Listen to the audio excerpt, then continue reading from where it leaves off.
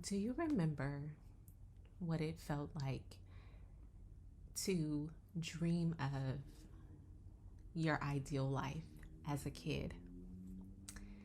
I mean, I think about it and I smile because those were the times when I would sit around with my cousins and we would sit outside on a summer day and we would just spitball and talk about all the things that we wanted to do, the things that we wanted to accomplish, the career paths we wanted to take. I remember at a very young age being very adamant about having my own couture wedding gown line and also having my own streetwear line. One of the things that I was also very sure of, which is crazy to think about now at this age, but back then I was very sure that between the ages of 25 and 28, I would be married with 2 kids. Pause for a reaction. Yes, it is as crazy as it sounds now. And no shade to those of you who are listening and who have done it. But I think when I say that it's crazy or it sounds crazy for me now, it's because I think about who I was at 25. I think about who I was at 28, and mentally, emotionally, and spiritually, I just wasn't ready. And I look back on those times and I think about how much of a disservice I would have been to a husband or a child during that phase in my life. But I'm also very grateful because it allowed me to be really intentional about understanding who I was at the time and really honing in on who I wanted to be. I can wholeheartedly say that I left no stone unturned.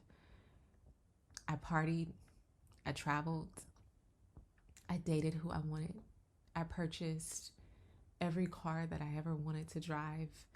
I lived where I wanted to live. I saw what I wanted to see. I did what I needed to do. And then when that time came to start a family and be a wife and do all these things, I felt settled. I felt comfortable. It felt incredibly intentional. This episode, I want to explore the intentionality of motherhood. And who better to do it with than one of my very best girlfriends, Miss Jessica Lauren. Jessica is a motivational speaker. She is a writer, a mindset coach, and just an overall incredible human being, an incredible woman. And I'm incredibly grateful to be able to call this woman a friend. She's so passionate about helping others. She literally is just the epitome of doing the work and getting it all done. Through her weekly podcast, the Sunday Jumpstart, and her lifestyle blog, NoRealJewelry, Jessica is striving to help women overcome their fears and pursue their God-given passions in full force. She has been an inspiration to me and just an incredible thought partner in life, in motherhood, in friendship, and I am so incredibly grateful to be able to share my platform with her today. So, without any further ado, let's get into this episode. And if you're not a mother, if you're aspiring to be a mother, if you never even want to think about having children, I hope that there is some piece of this episode that inspires you, uplifts you, and challenges you to be intentional about your life path. Let's get into it.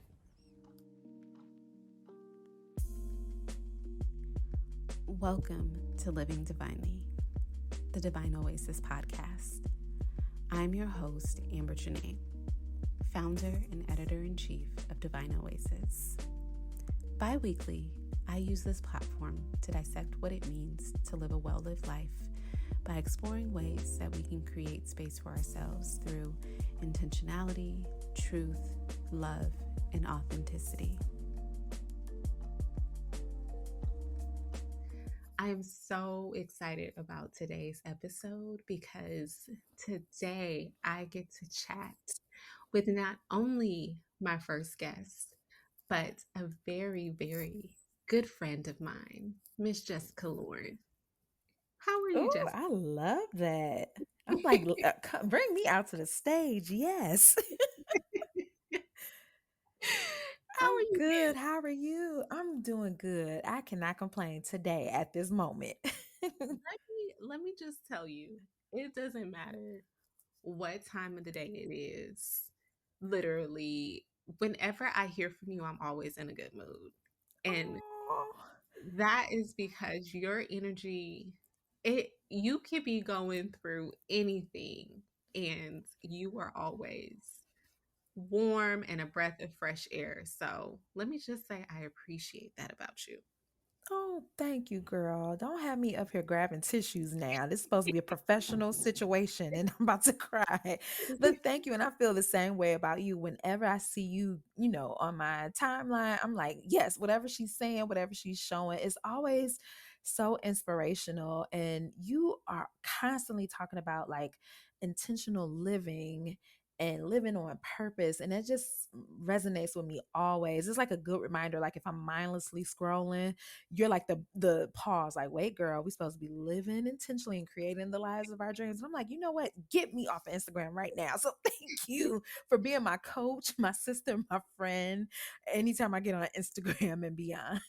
I appreciate you so much. And I Yeah. am always here in this space and holding space for you. You personally have literally become like family over the years. And I myself know how I would describe you if I were to introduce you. But I want to hold space on this platform for you to do that for yourself. Yeah, thank you. You're Well, welcome. my name is Jessica Lauren. I am just a little black girl from the west side of Detroit, but I currently live in the Chicago suburbs and I'm a creative. I guess that's the best way to put it. It's been so interesting since the word content creator, influencer, and podcaster came out that I've really in the past few years, I would say, is just trying to figure out like what am I beyond what Instagram tells me I am, or TikTok. It's just I'm a creative human being that's trying to spread light. You know what I mean? Like it's just so much darkness going on in the earth, and I just feel like God has called me to just bring forth some type of light. So I do that through my podcast, the Sunday Jumpstart.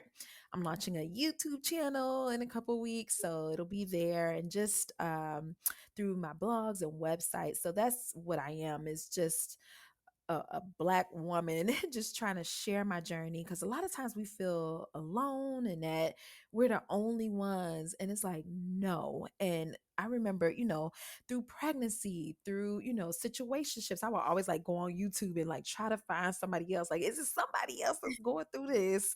And I couldn't find it sometimes, that from women that look like me, that were in the same age bracket. I'm 38, going on 39. And it was just like you create what you want to see. So I've been doing this creative journey since, like, creative entrepreneurial journey rather, since 2015. But I came out the womb a ham, and just went to acting and dance classes and all that stuff throughout my childhood and beyond, and that's what I studied in college. But that's what I would say right now, is just like a creative Black woman. I'm a mom now. And just trying to redefine that and unlearn some other things every day. So that's me in a nutshell. I guess I'm still learning, girl. I don't know. Thinking about your life as it is right now and everything that you've just shared with us, Mhm. do you feel like you're living the life that you always dream you'd be living? Oh no, I am not. Mhm. Growing up, I grew up with a single mom, and my mother was married for a bit of time. And so I saw my father walk out and leave us. Mhm.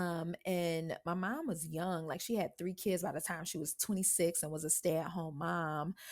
So I had to watch her try to like scramble to get jobs and work 3, 4 jobs to nurture us and take care of us. So for a long time, I was like, I do not want to be married. I do not want to have kids. I just want to be fierce like my mom. I want to do my own thing and be this actress in New York. Um, but here I am now engaged with the almost 1 year old. I'm a stay at home mom. So it looks completely different than what I had imagined. I just thought like I'd be on Broadway and in movies and just being super independent, but deep down inside, outside of the hurt, and pain, I've always kind of been a nurturer, always been a teacher. I think secretly I did want a family unit, but I had been hurt by my own. So I was just trying to be like, no, I'm a fierce girl boss actress, like try to get away from that. But I think deep inside, after being in hella situationships and just being like, why won't nobody, be in a relationship with me? Just doing all of that. It's like because you're not being honest about what you truly want. And once I kind of, got in therapy and was reading more books, just kind of unlearning things is when I realized like maybe this is the dream, like I love all those things, but I do want a family. I do want to be a mom. I do want to have a husband and be in something secure and anchored in love. So yes and no, I guess. I love that you said, you mentioned just being honest with yourself. Hmm.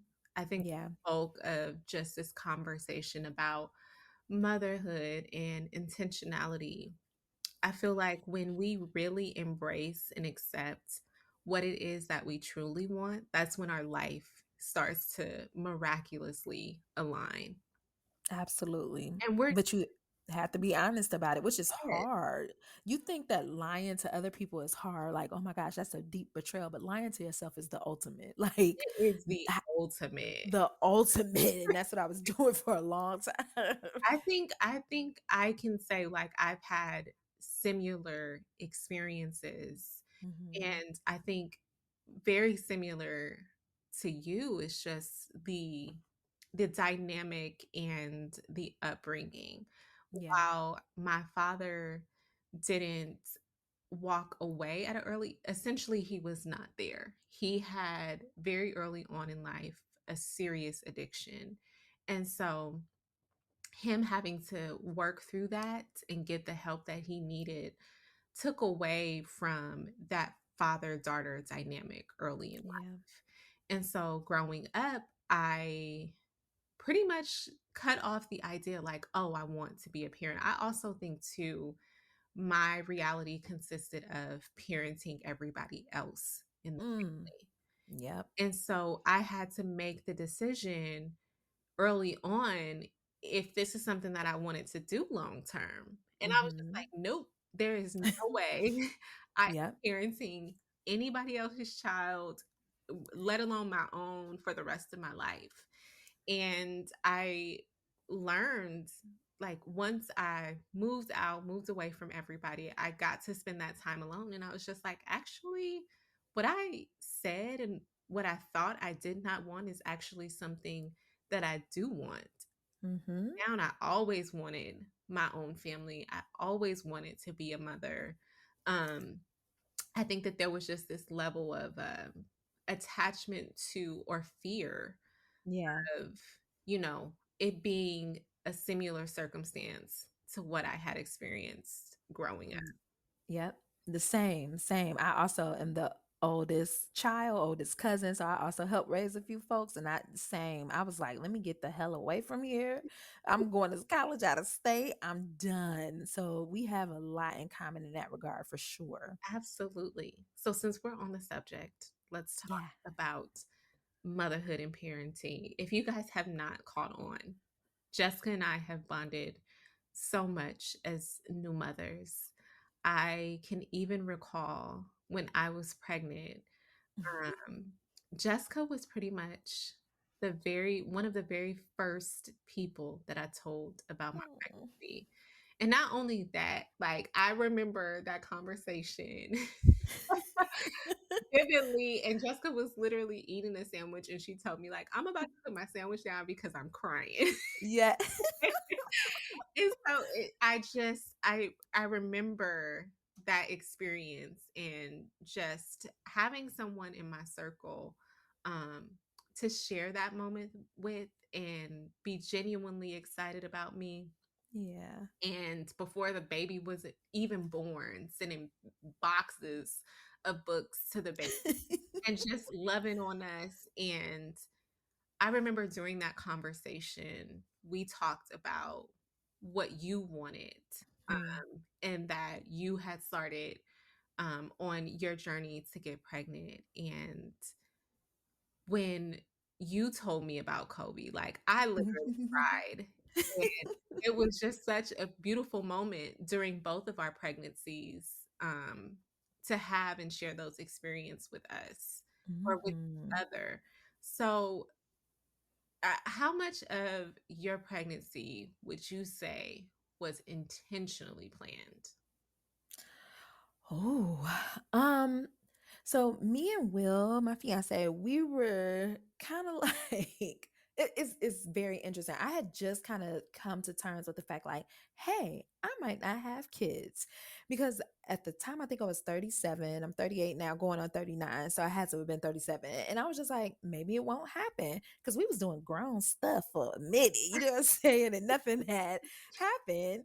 And so I was just like, oh, okay, well that, like maybe it won't happen. It had been like maybe 6 months of us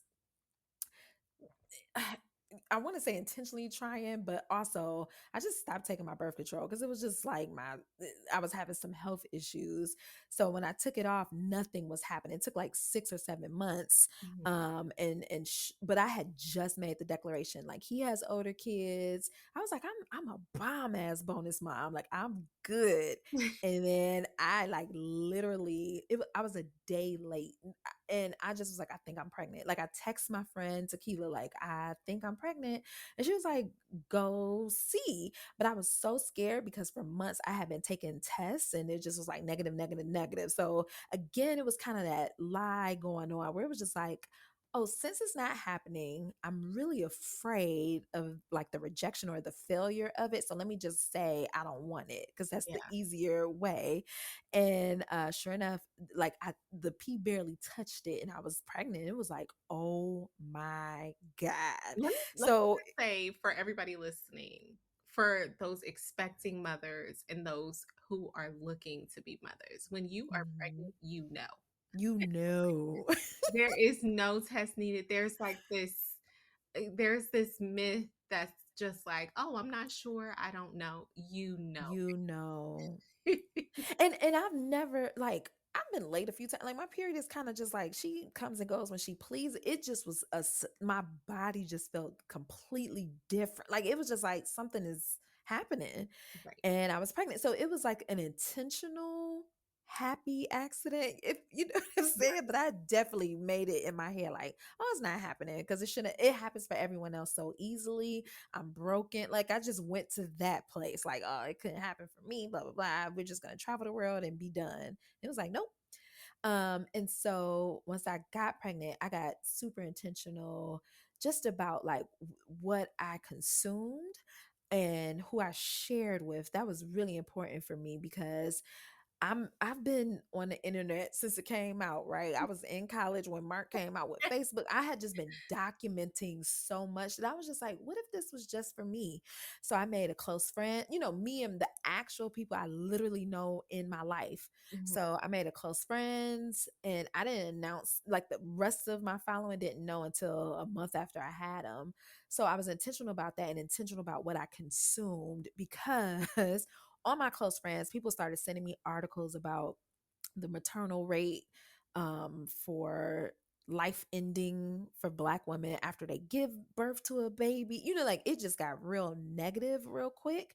And Yeah. people are trying to be helpful and just make sure that you're aware. But it was like, oh my God, like, please stop. You know what I mean? So then I had to get like, maybe I shouldn't be on social media during that time, because once you start looking at baby stuff, the algorithm will just show you everything. And I started seeing stuff about death. Like, it just got really, really dark. So I had to be intentional about what I shared and what I consumed, not only physically, but just like mentally. I can't, child, I was a law and order head. I had to turn that off. I just couldn't take it, because I just knew, like, I was precious ground for a seed that was growing. But I had just like a visceral reaction to all that stuff. So those are the two things I would say. The top of my line was just like what I shared, who I shared it with. And again, people mean well, but you'd be like, I'm pregnant. And people were like, well, good luck, because that's when I lost my first, like, it just was like, oh my God, like, I Yeah. can't say, but it was from a good place. So that's my advice, is just be like really cagey if you want, if that feels good. And cagey sounds negative, but be protective of who you share and what you share, who you share with. Absolutely. I always think about like what does a well-lived life consist of? And I think at the top of the list is protecting the things and people that you love. And very similarly to you, I went through the same thing to where Hmm. um, we kept our pregnancy under wraps for 4 months. Hmm. Didn't tell our family until Mother's Day of that Oh, year, wow. and still kept it under wraps, I would say, for at least another week. Um, but it got very exhausting, like trying to hide and only posting certain things. And I'm just like, Yeah. I'm walking around the house with this belly out. Y'all finna see it.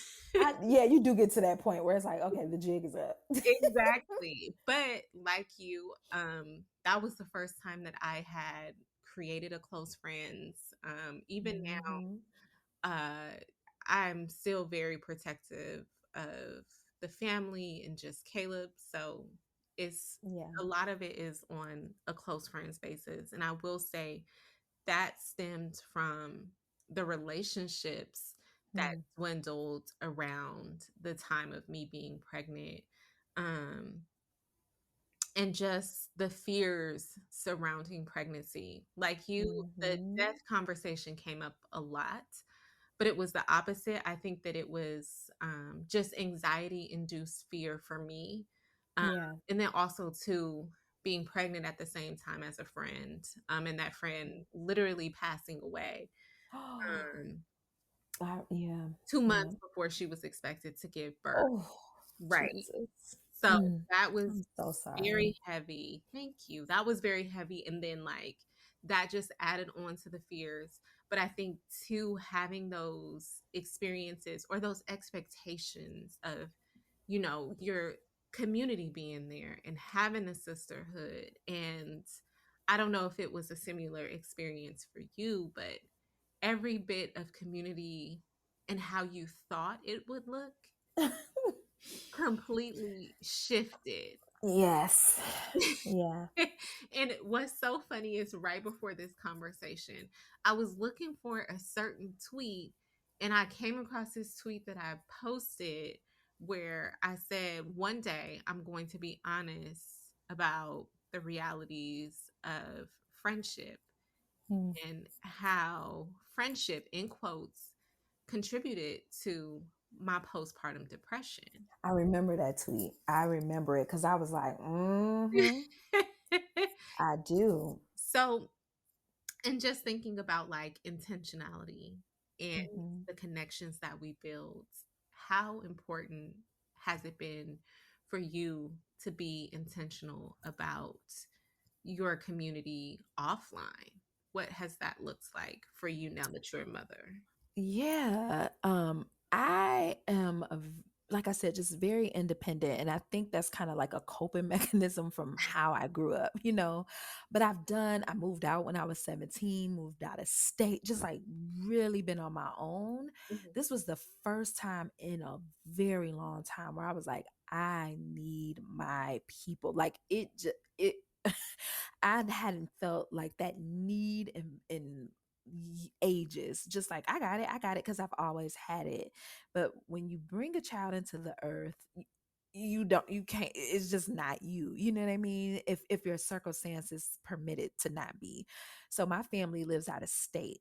And it's just been tough. Like Will's family is here, but they're mostly guys, and the women they live out of state, so essentially it's just he and I, and I'm grateful to have a partner. Let's talk about that. Like the second I had Kobe, I was like, oh my gosh, single mothers, single parents, guardians that are raising children by yourselves, like what the hell are y'all doing? This is Yes. crazy, because I have help and it still ain't enough, you know what I mean? And s- since my people aren't here, my best friend also moved to Arizona. You know, I didn't really remain close with my college friends.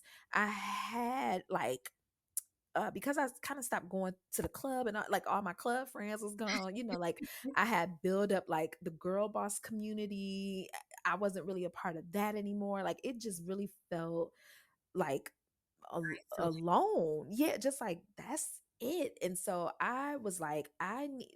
Honestly, I kind of knew that it was going to be like that. So I found this app called Peanut, where it's essentially like Tinder for moms. And you could basically like, here's my location. You know, you put in your zip code, you can see who's in your area, how many kids they have. You could just like build rapport with them. So I had started doing that in my pregnancy, just like, hey, I have a friend. Her name is Courtney. We met on there. Our boys are like literally a week apart. We would share like recipes and symptoms. And so I became so intentional. Like, okay, my family literally can't be here. Let me go out and make friends. So, like, when Kobe was like 1 month old, I would like go to the library story time because I was like, there's going to be other moms there. I just went to new mommy meetups and, you know, just started to reach out to my family more. Like, I'm kind of an out of sight, out of mind person. Like the people that are in my daily view, that's who I communicate with the most. I'm not one to be like, hey, girl, I ain't talked to you in a month of Sundays. Let's catch up. I'm just not really like that. Again, coping mechanism, you know, but I started being into like, hey, mom, I talk to my mom and my sister darn near every day, but just those other people, you know, just like, hey, girl, how's it going? But it's interesting. The people that I thought would be like right smack dab in the middle of things, they weren't. And it Right. wasn't like a bad thing. Everybody has their own lives, but God sent me the most random people, like the people that I didn't even, they were like in a peripheral vision. Those became the people that stepped up. Like at my old job, me and two of my 21-year-old coworkers became really, really close. Like I was the auntie, you know, big sister vibe.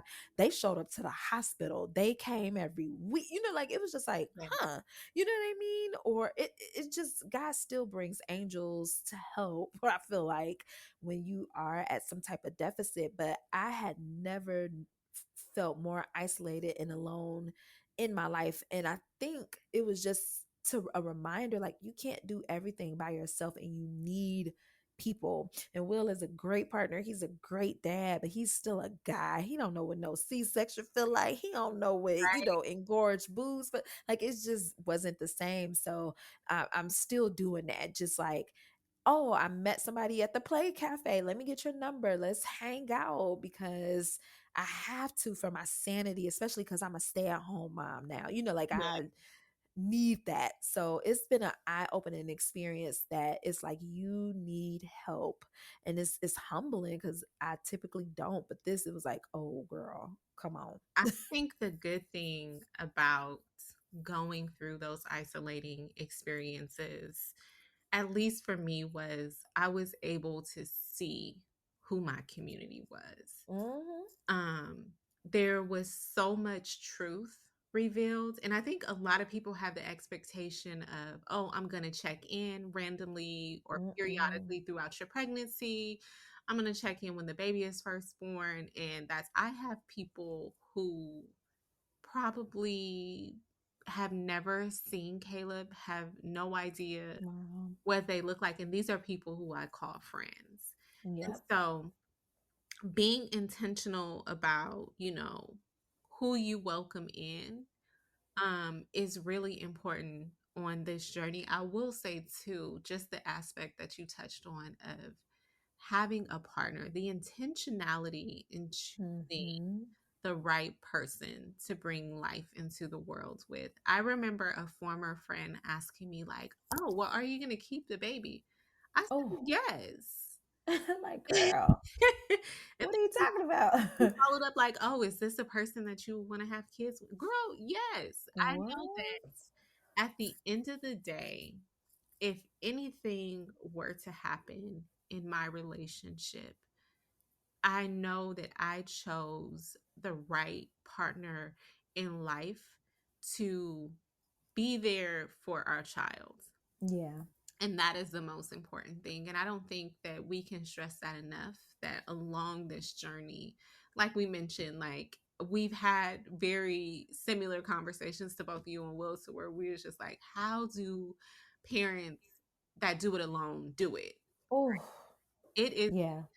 it's literally one of those situations where you just think back like, okay, if I was doing this alone, I don't know how Oh. I would survive. Mhm. But having that level of partnership and commitment and support throughout the journey, um, is such an important aspect of motherhood and parenting. Is there anything that you would change, um, about your partnership and parenting and the balance between both? That's a really good question. I think,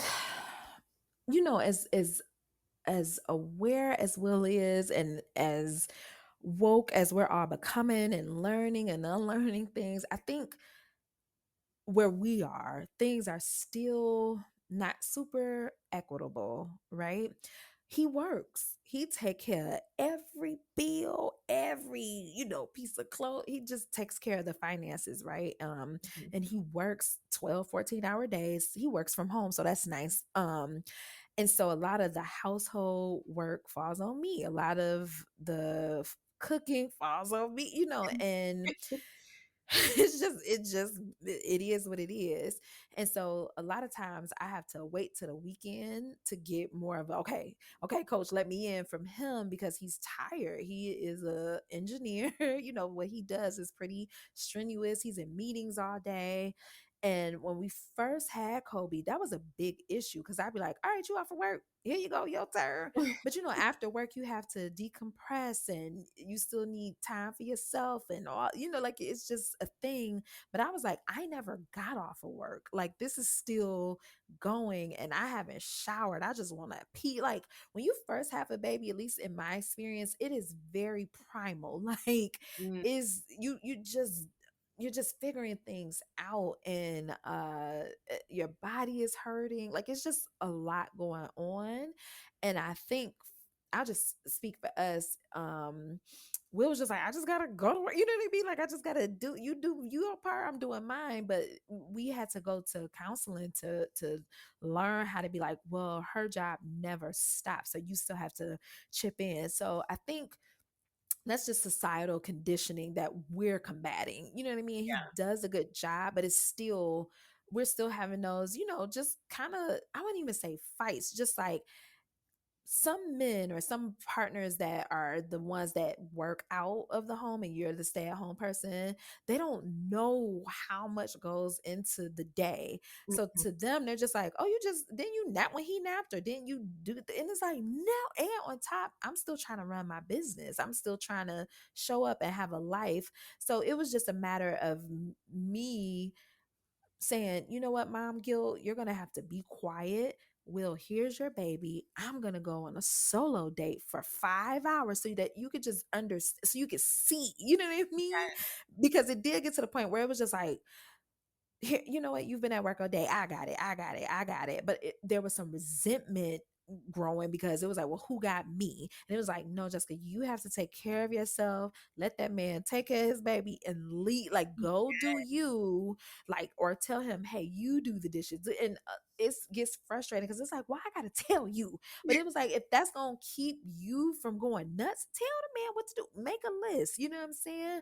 And there's this article floating around called like the HRification of marriage or whatever. I think it's on the New York Times, but it talks about that. And yes, it's unsexy, it's unromantic, but it's like, if that's what it takes for us to sit down and pull out our spreadsheets and be like, okay, what's going on this month? What bills are due? Just so that we're on the same page, then I'm willing to do it. But that was a huge adjustment, was just like the gender roles that we were playing. You know what I mean? And just, some of that stuff is real though. You know what I mean? But there, for us, it had to be flexible. Like, okay, I get that I'm a stay-at-home mom and the house stuff does fall on me, but can we allow flexibility to drive this relationship so that you do some laundry sometimes? You know what I mean? Right. And that's helped.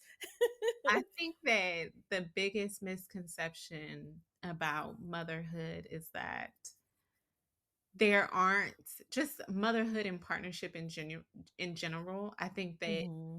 people assume that gender roles don't flip, and Yeah. there is always going to be a swap within the household. And I think because we have seen so many depictions before us where it's just like the mom takes on the role, the dad isn't Yep. is only present for dinner time, and that's it, and he checks out. I think that it's a beautiful opportunity to be able to display these levels of companionship that do show there's two sides to everything. Yep. And there are dads who, yes, are breadwinners and take care of the household and are there to support and take care of everything, but are also truly passionate about being fathers, and Hmm. being present. Um, I I I do want to scale back a little bit because you mentioned being a stay-at-home mom, Yeah. and there's so much that goes into that. You're still creating content. You're still Hmm. balancing motherhood. How much of your identity do you feel like you've lost and had to rediscover after Ooh. becoming a mother? Oh goodness, girl, heavy hitter. That's such a real question because I'm still discovering Jessica. I say it's Jessica 2.0 because I was just talking on a podcast about this. I don't feel lost. Thank God. You know what I mean? Like, I just feel that a Jessica 2.0 just popped up. And I could see her like, damn, girl, you somebody mama now. But who are you? You know what I mean? Just like, she's very much me, but because she doesn't have time to just put on Beyonce and dance for 3 hours in the living room. You know, like, I used to kick it with myself. Right. Who is she now? Like, what feeds her now? So it's like, I don't feel lost.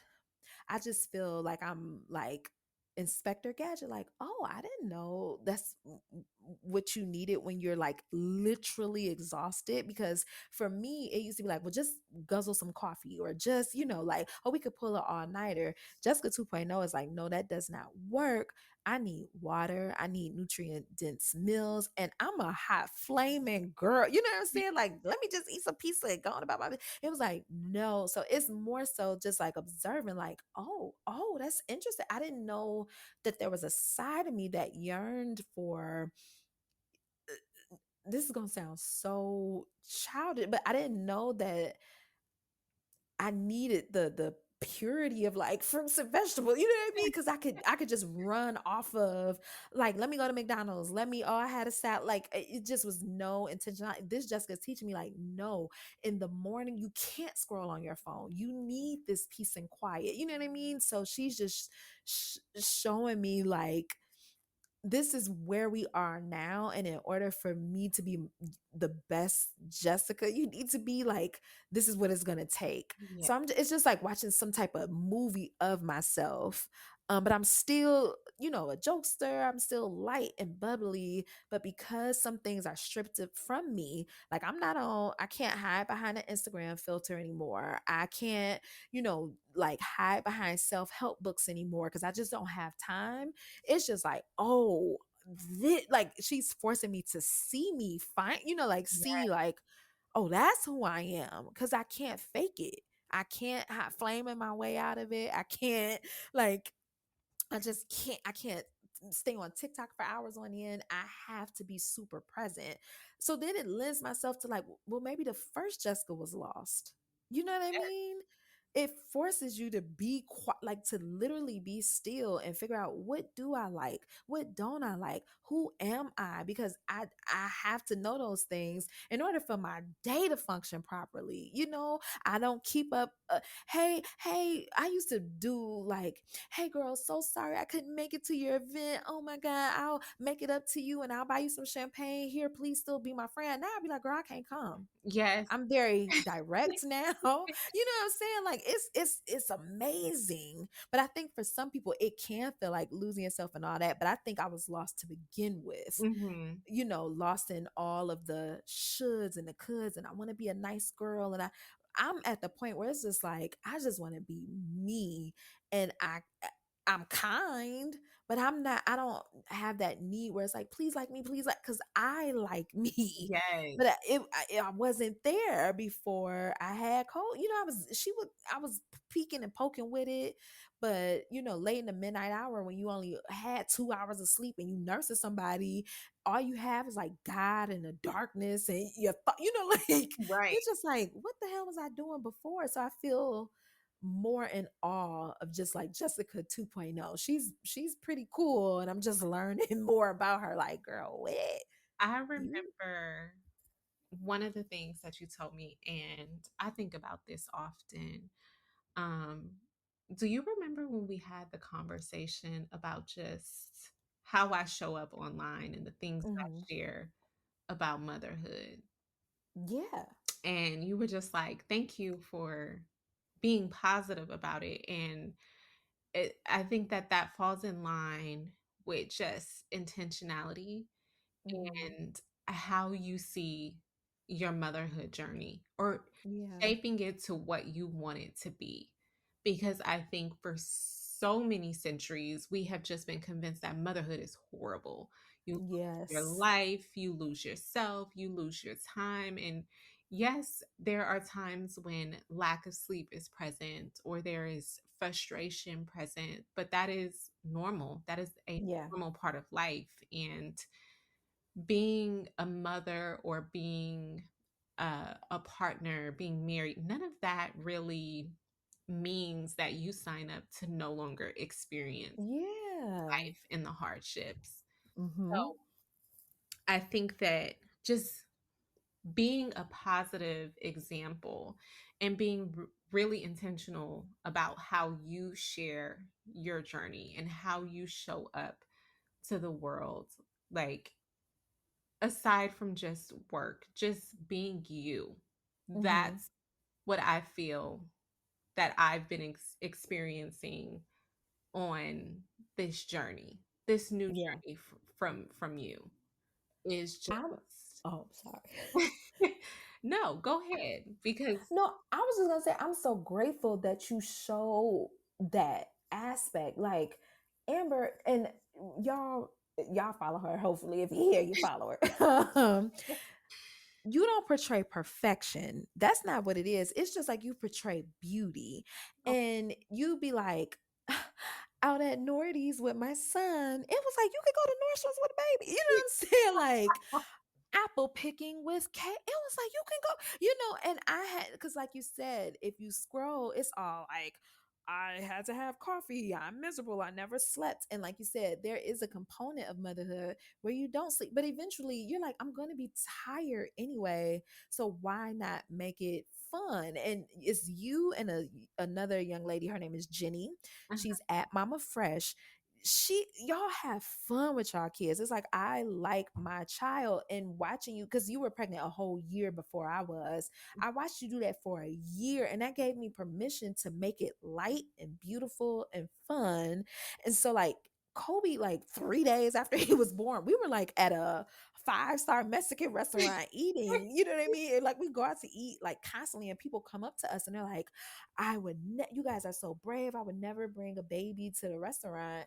He's so well behaved. We've gone to movies and took in road trips, and it was just watching women like you show up and still be fabulous. You know what I mean? And I know some days you probably have on sweats and all of that, but it was just like, oh, I can do my hair and put on some makeup and, like just get dressed, and that might seem minor things, but in the beginning when they're really small, you kind of do have to fight for a shower or fight to get, dressed, because especially for me, I had a C-section, like you're just really sore, but watching you do that was like, there is beauty in motherhood. There is beauty in being in a partner relationship. Like it's not all like, oh, my ball and chain, or oh, I gotta go get, I'm like, Kobe, let's go get a walk. And I always tell him, like, I enjoy spending the day with you today. Like I want him to know, like, you are not a burden. And sometimes there are times where I have to, reschedule something, or oh, I couldn't go to the mall all willy-nilly, but it's like, but I did all of that, like it's okay, like he's only going to be this small for so long, so let me just be present. And I think that's what was lacking.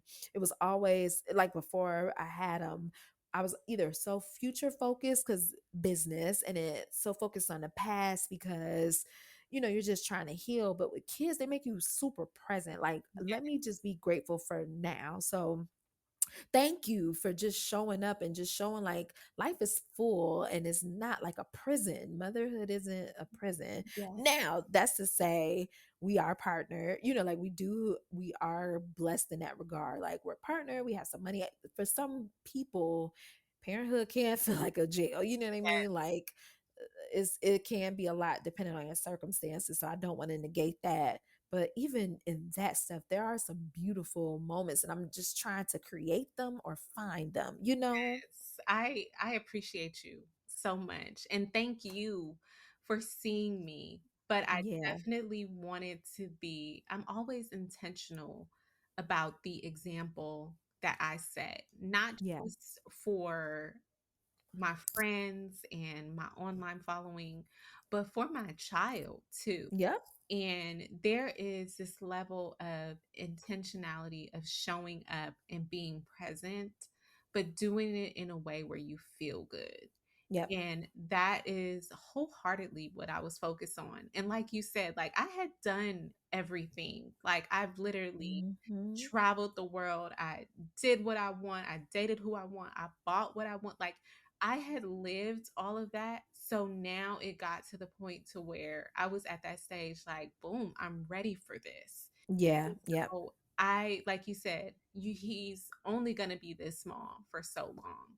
Right. And I look forward to those moments. And my son, he reminds me so much of my brother. Like he knows when Oh. he's wearing new shoes. Like he gives like the little shoe check. He That's loves so sweet. wearing his little hats. Like he knows when he has on a new outfit and he look good. Like he Okay.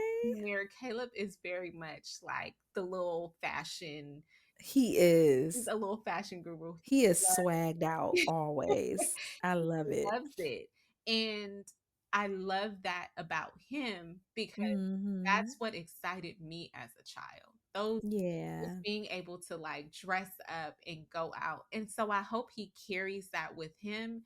And it's not just about like having material things, but it's about feeling good. Like when you look good, you feel good. And For sure. I love that I get to give my baby that experience, but also too, just having those moments of him feeling seen and knowing like you can do everything that mommy and daddy do.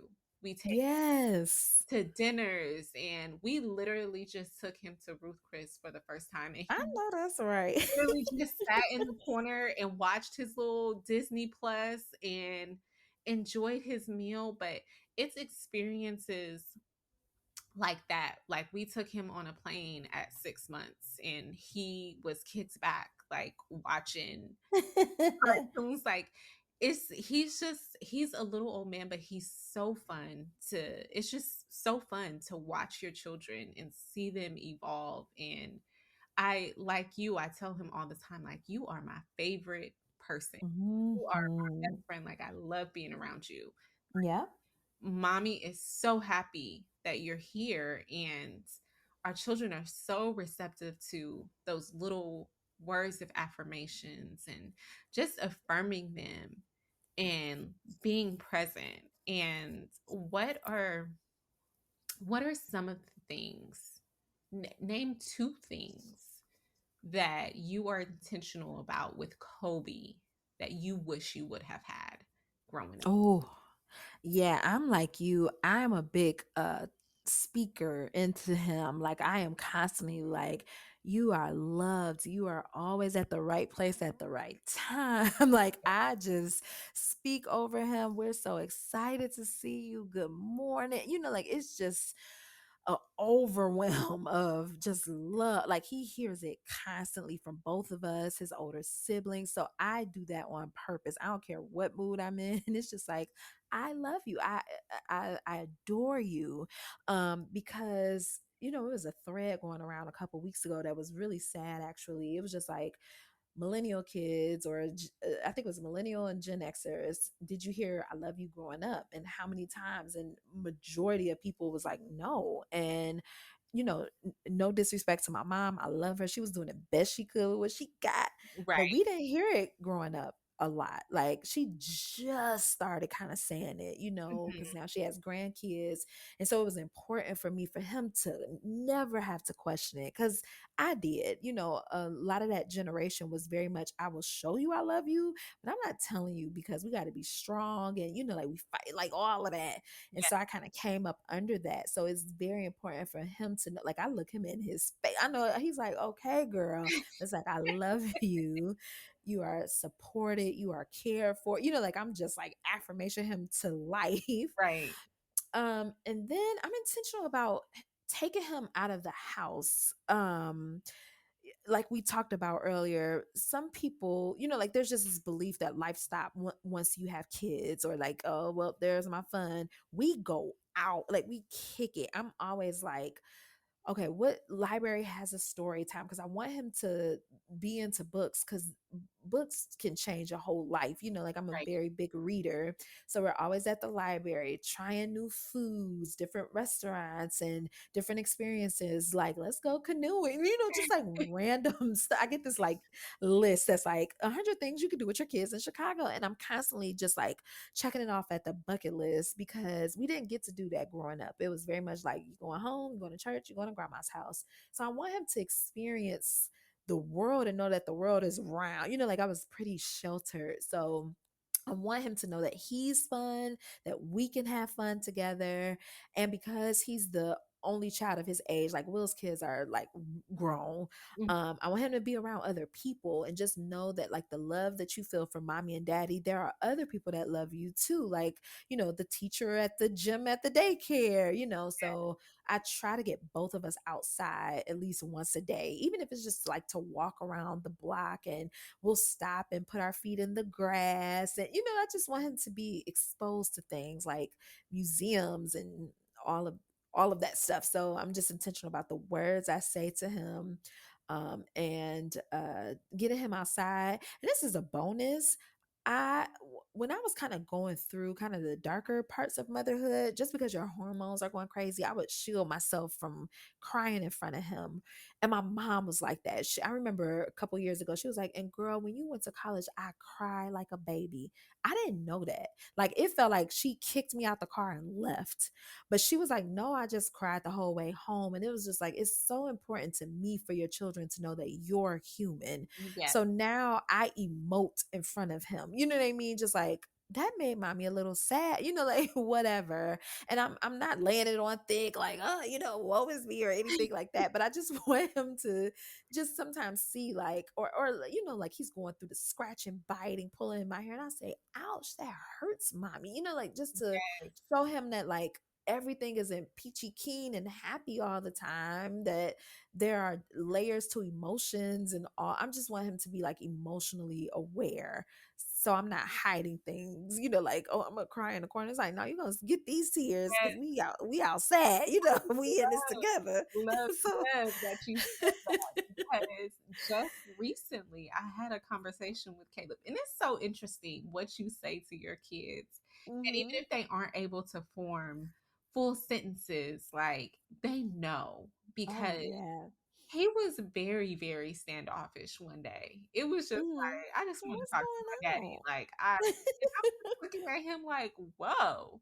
So Right. I sat him down because my husband's office is upstairs. I mean, hmm I'm upstairs, he's downstairs.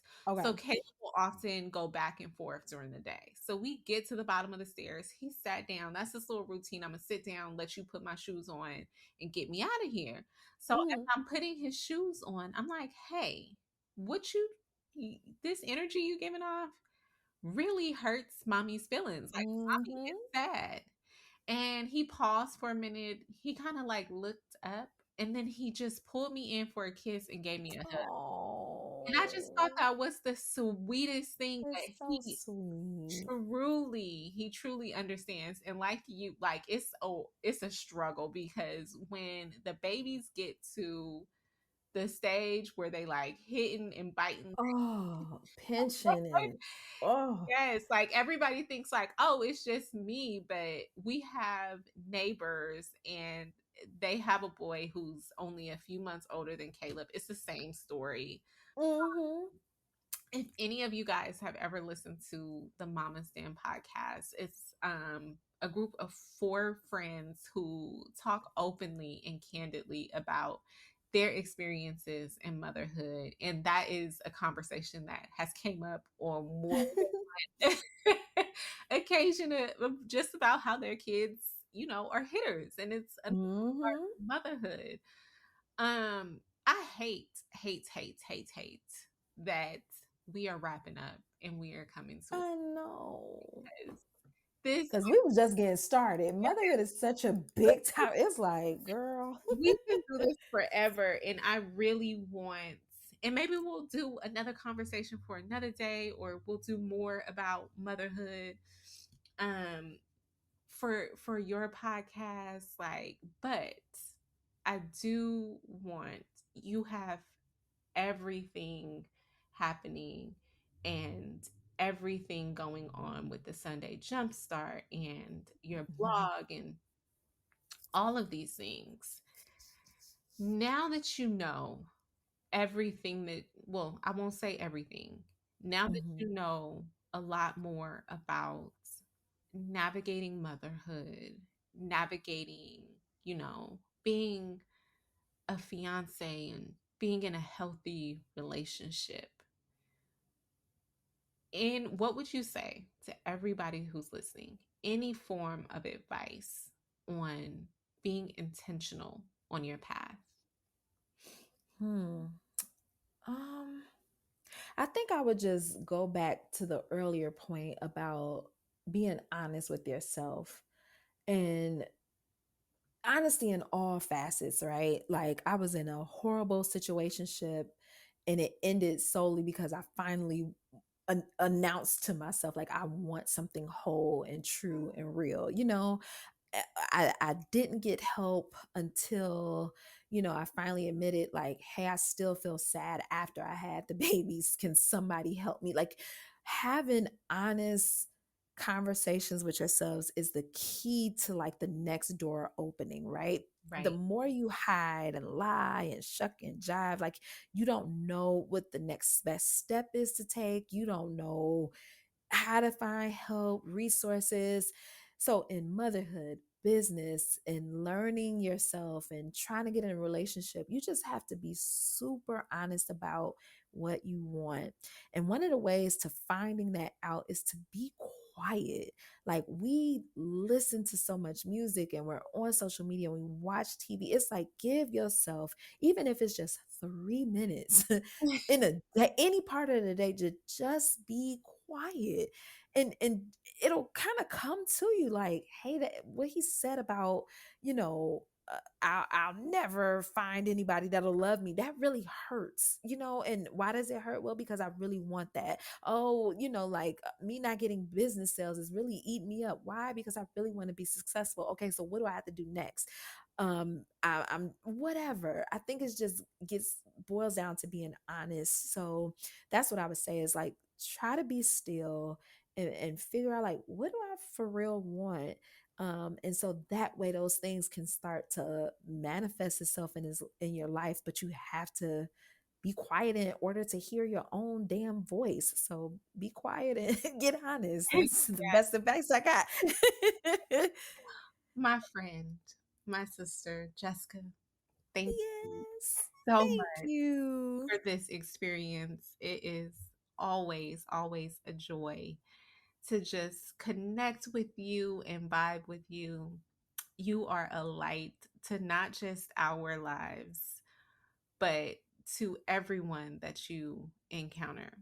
And I just want to give you your flowers and know that Thank you. we are family, you are Yes. loved, and you are everything that you know yourself to be. And I appreciate you for showing up and just being you always. So thank you for today and Thank every day. you. You are That was so amazing. beautiful. Thank you. Thank you, girl. I love you. Thank you for being family and friend and, you know, just being a beacon for all of us. So I appreciate you. Thank you for letting me come on the show. Congrats on the show. I'm really proud Thank of you. you and so excited for the things that are unfolding for living divinely. Yes, I'm I'm so so excited. excited. We hope that y'all enjoyed this episode and we hope to give you more in the future. Yeah.